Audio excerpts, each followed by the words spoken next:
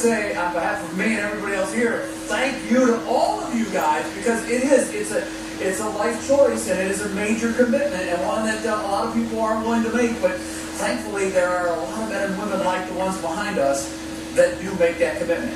But you know what? It can't all be work. There's got to be fun involved. You have to have fun, and there's actually a way that you can have fun on a very tight-quartered ship with 5,500 people. It can work.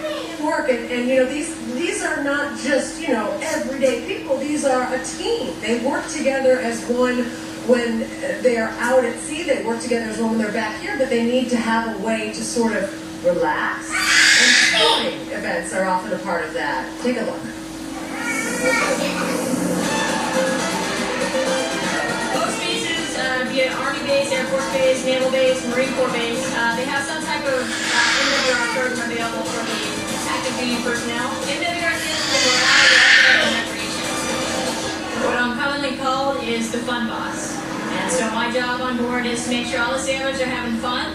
We spend our daytimes launching planes and covering planes 15, 16, 17 hours a day. But on off time, we're going to go ahead and give you a peek, a very rare look through shooter out. Follow me. This is the best and the most up-to-date ship of the Navy, and as you can see, you know, we have plenty of flat-screen TVs and plenty of power to play all kind of video games. It's just a really great way to relieve stress. There's always different workout classes being offered, from spinning, step class, kickboxing, dancing, Zumba. Women tend to be very focused on their fitness, overall healthiness. The guys just want to get out there and just be number one in everything they do. A big thing at all stations is called the Captain's Cup, in which you know, we all compete against other commands, and we actually you know, earn points for the ship. And you know, it's basically like a big tournament throughout all the commands in at that station. There's definitely swings on the crew depending on what their purpose is. So there's definitely some highs, lows, depending on where in the mission they are. I was coming back from a mission. During a couple of minutes that I had prior to coming down to recover, one of my squadron mates switched up to the frequency that I was monitoring overhead, and he gave me a score update for LSU Auburn. Just what I needed to hear. When the weekend comes along, all the trash talking starts. It's pretty amazing because you feel the energy of this ship just rise right up.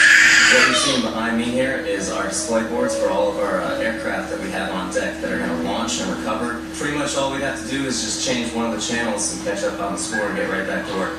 I've been in the Navy 27 years. Back then, we get messages a few days later after the fact. Now today, we're getting live broadcasts of direct TV as it's happening. So we've done a great deal of room to improve the morale of this ship. You have to learn to compartmentalize your job and your free time when you're underway, especially on a deployment, because you can wear yourself out. They're out of high school, and they're the most favorite job in the world, I come to believe, and I think I'm pretty lucky to be one of the few civilians that's attached to a warship.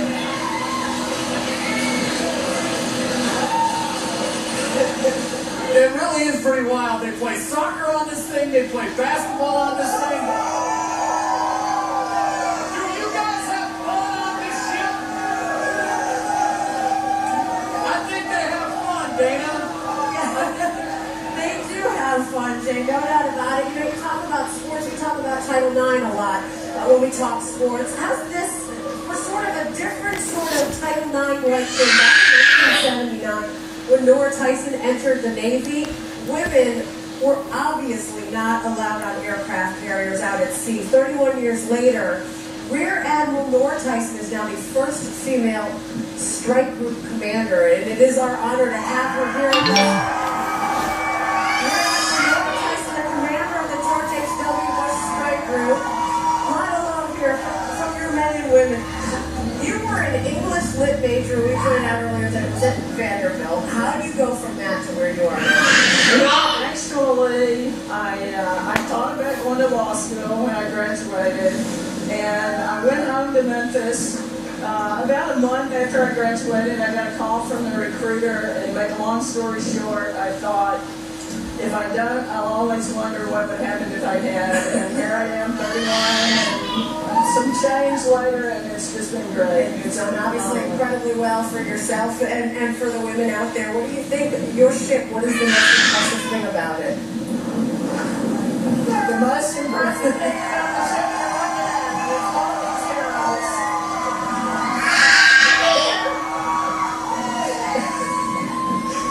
These guys are what makes this ship and any other ship what it is. They are the heart and soul of the ship, and they're the ones that make it operate. The flight deck, the engine room, the galley, you name it. Without these guys, this ship's off the mess. Well, we were saying it's like it is a team. It is teamwork at an even finer level than we see in so many sports out there. Is there a leader that's maybe inspired you the most? Well, you know, I think I would have to say the leaders probably would be our founding fathers. The group of men that set us on this course and gave us the values that are so important, the values that we defend today. So I would have to say our founding fathers who made this country what it is, and then of course I would have to say George Herbert Walker Bush. You know, his legacy of service to our country is pretty phenomenal. So it's very near and dear to all of us, obviously. You mentioned Memphis just a moment ago, and I mentioned Vanderbilt. We've got our own Vanderbilt guy. I don't know, I think he's getting ready for fourth. Yeah, there he is. He's on the other side there. No doors! There you go. You've seen Skip a little bit now today. Who has the tougher job? Which alum from Vanderbilt? You or Skip? I think Skip's probably got the tougher job. My job is made pretty easy by all of these guys, too. I've got a great supporting cast. I'm sure Skip has a great supporting cast, too, but, you know, you got to deal with a lot of competition, controversy, all that kind of stuff, week in and week out. And I've just got this team of great professionals that make my job really easy. Well, I think Skip said earlier that you'd make sure that all these guys are on his side, and that hasn't quite happened yet. Suddenly a change of heart. You guys have got to love Skip. There you go. That's enough said.